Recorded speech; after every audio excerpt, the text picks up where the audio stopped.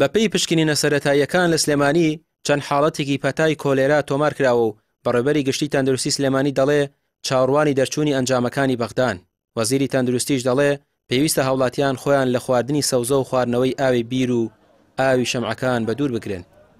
ئێمە لە سلێمانی بووین 8 حالەتی کۆلێرا پسڕاست کراوەتەوە. ئێمە بۆ عێراقیش نردومانە چکە ئێمە لە یەک سیستەمی سێرڤلانس و دۆزنەوەی حالەتەکانی لە ئاستی عێراقدا لەگەڵ ئەو هەماهەنگی هەیە. لێرە من دەمەوێت بڵێم کە لە هەندێک شوێن کێشەی شەمع هەیە لە سلێمانی ئەوەی ئاوکەیە، بەڵام بەشی دووەمیشیان پەیوەندی بە سەوزەوات هەیە بەداخەوە کە لە هەندێک شوێن سەوزەوات بە ئاوی پیس ئاوی مەدرا لەبەرەوەی دیارە ئەوان وا دەزانن کە بە ئاوی پیس وەکو پێینێکی کیمیایی بەکاری دێنەوە بۆی خێرا زەرعاتەکەیان پێ بگات و بە بازاری بکەن. ئەمە قەدەغێ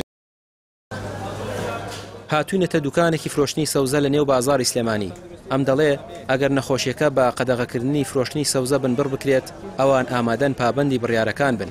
شتەکە لەبەر میلەت بێ بۆ نمونە ئەم شتە خراپێ و خەڵک ئێمە دەخوادی خەڵکی بێن یا لە خەڵک دەخوادی لەعلۆکە بێنین و بێن بە هیچ خراپ بێت سەڵتەت یعنی ئاساییەکە بەڕاشمان داشی خەن.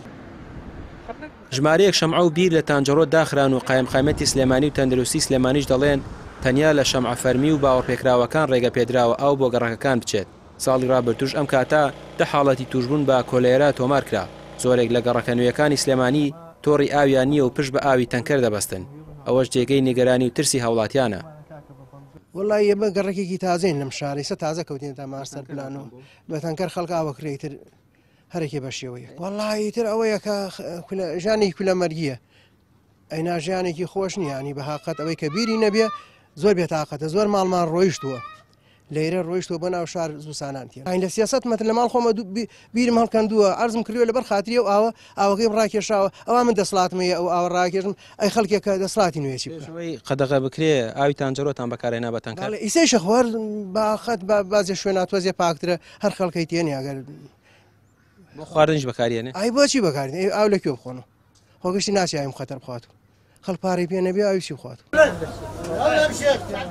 پەتای کۆلێرا سەرچاوەکەی ئاو و سەوزەی پیسە و پەتاکەش تەنها لە وڵاتە دواکەوتوەکان سەرهەڵدەدات.